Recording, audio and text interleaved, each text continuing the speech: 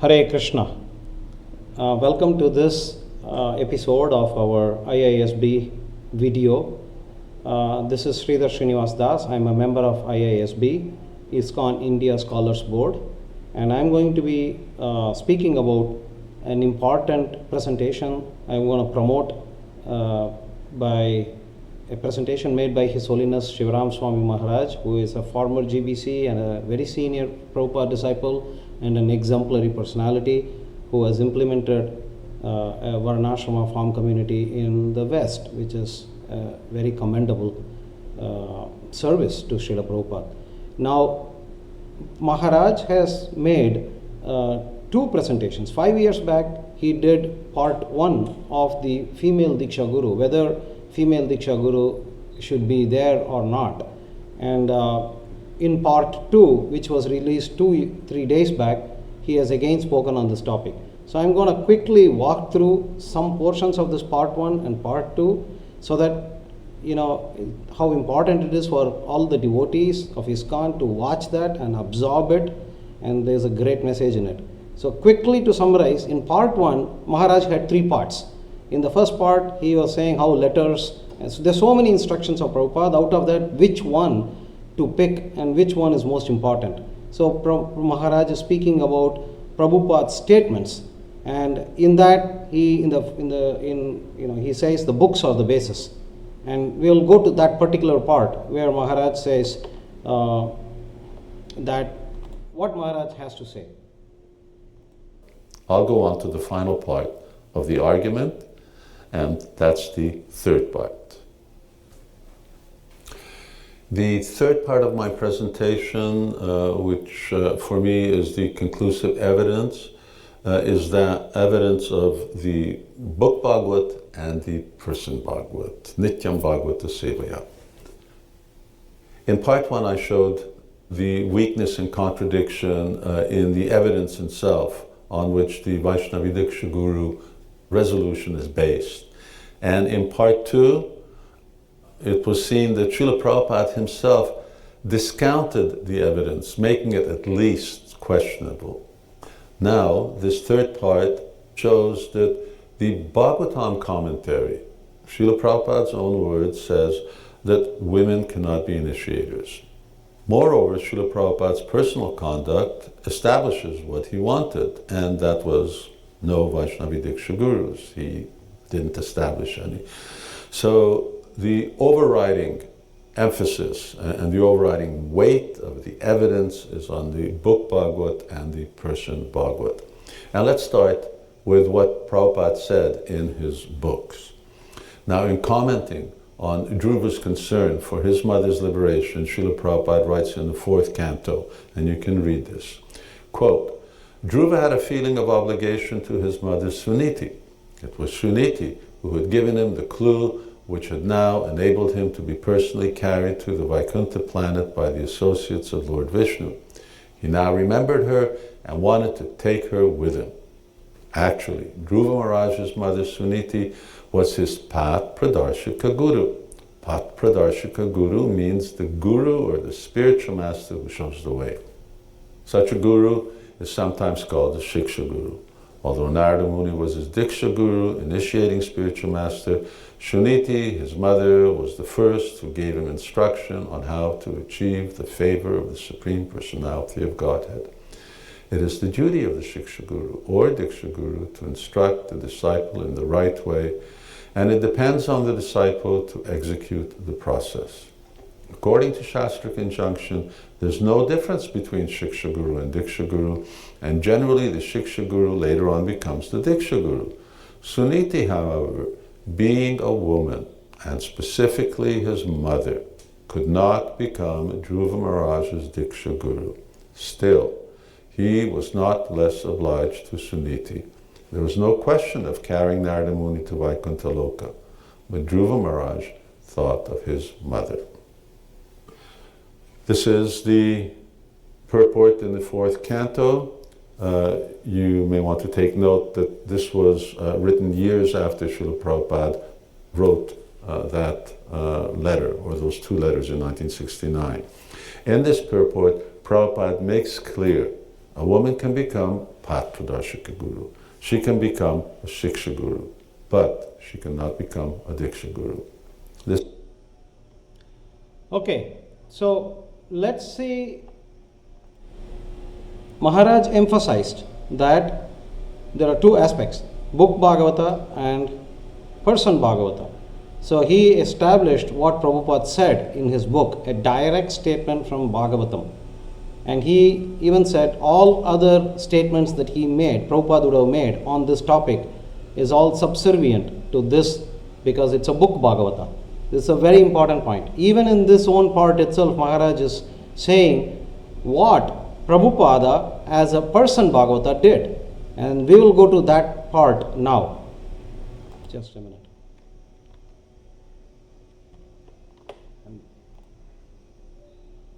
Is one.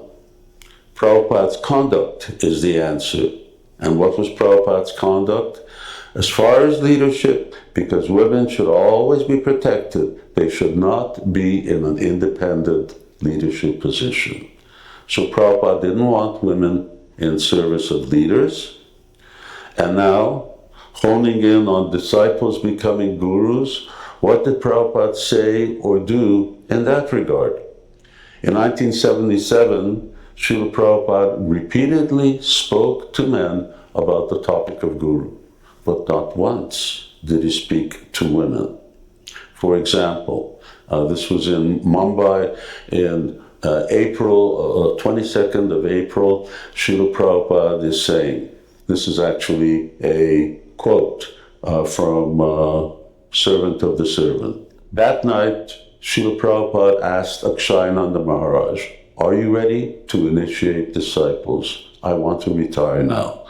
Akshayananda replied that with Prabhupada's order came the ability to carry it out, therefore he was ready.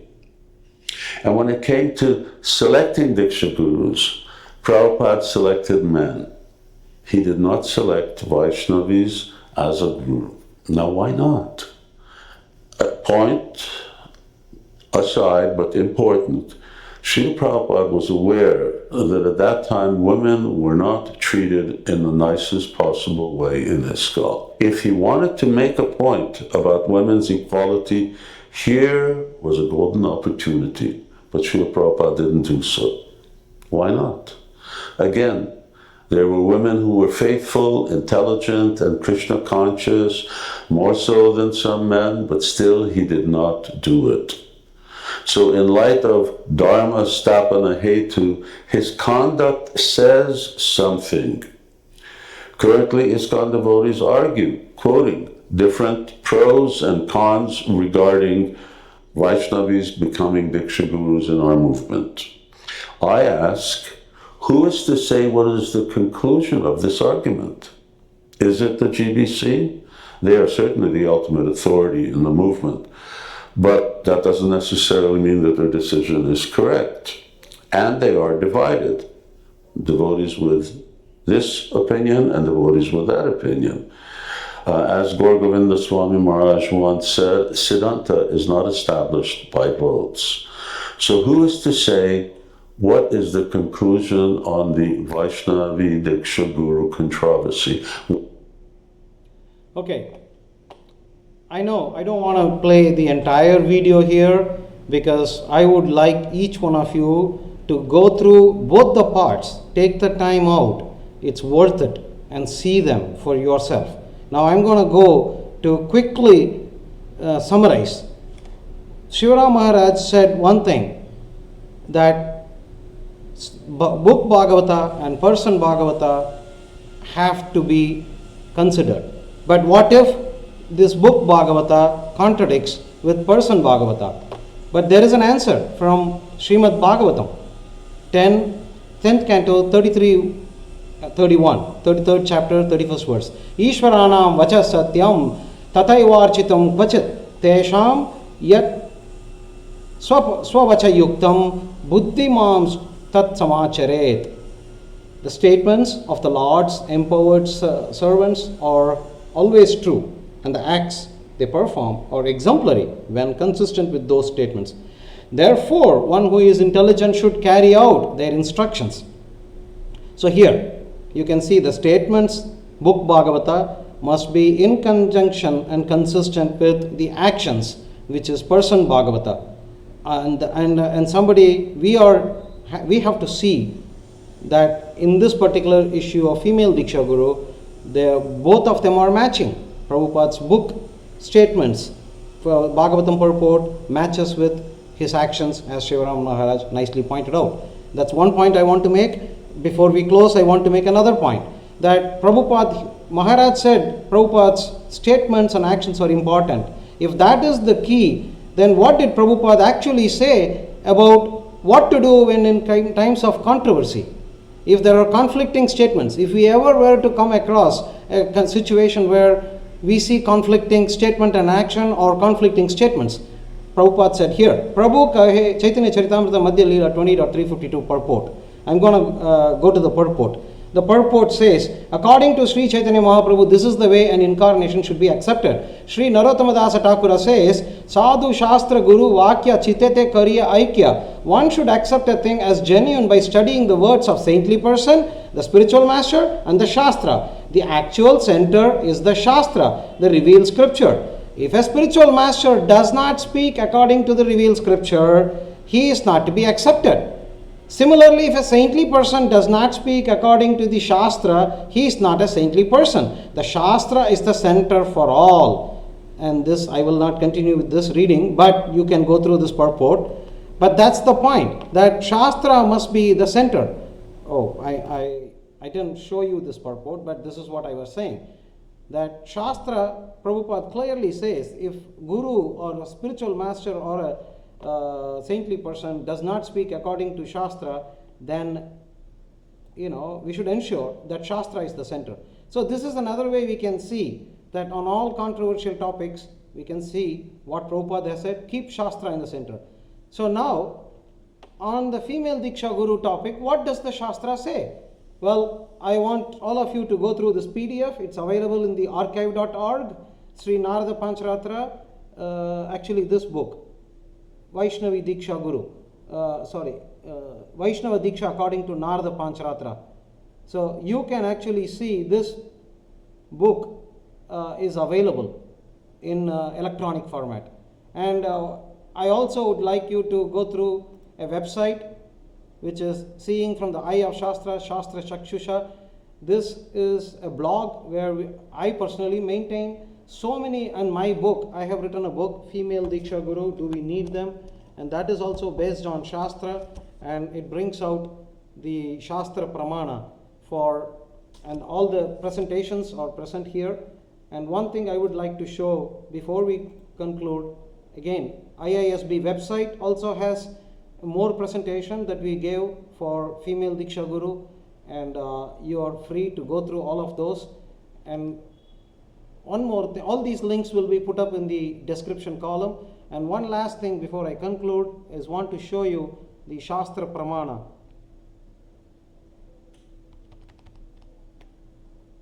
And this is the Narada Pancharatra Bharadvaja Samhita, which is a Pancharatrika scripture. ISKCON follows Pancharatrika system of initiation, and that is this: Na jatu mantrada nari, na shudro na antrodbhavah, na bhashito na bishasto na patitah, kamopi akaminah, kamopi akaminah. Even then, a woman, a Shudra, and an Antyaja can never act as an initiating guru, nor can anyone who is accused of great sin or is fallen. And an aspiring disciple who is actually accomplished in detachment, a kami, should never accept a guru who is infected with material desires. Striya Shudras chaiva bodhayayur hitahitam yatarham mananiyascha narganti acharyam kvachit. Women, Shudras, etc. can give ethical and moral instructions and are also worthy of respect as per their qualifications and conditions, but are not entitled to get the position of acharya. The third verse is Kim api atravi jayante yogina sarva yonishu pratyakshita atmanatanam naisham chintayan kuladikam. But because perfect yogis who are on the stage of yoga pratyaksha or self-realized pratyakshita atmanatas may take birth in any family tradition, in such cases no consideration of kula, gender, etc. as mentioned earlier apply. So they can become acharyas. In general case, women cannot become acharyas. In only exceptional stage that Maharaj describes in those videos, the Janama Mata or very, very exalted Pratyakshita Atmanathas who can see the Lord face to face can become acharyas, even though if they are women or shudras. Now, these same verses are quoted elsewhere by Baladev Vidyabhushana. So that I give in my book, Evidence. You can go through that. Actually, there is a section here, Bharadvat Samhita significance.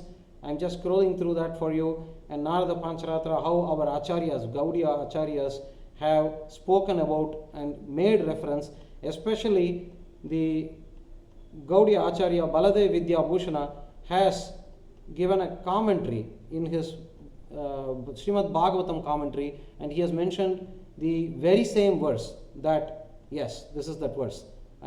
For lack of time, I don't want to go through this, but in this verse, this is what he says, that, and he quotes the same Bharadvat Samhita, Najatu Mantrada Nari, and he says how Vidura, even though he was a Shudra, or he was, although being a Shudra and being a junior to Dhritarashtra, how could Vidura impart spiritual instructions to Dhritarashtra? Since Vidura was Dharmaraja himself, he was empowered to see the Lord face to face, and as stated in Bharadvat Samhita 1.42-44. So, this is what I want to conclude. Please take your time.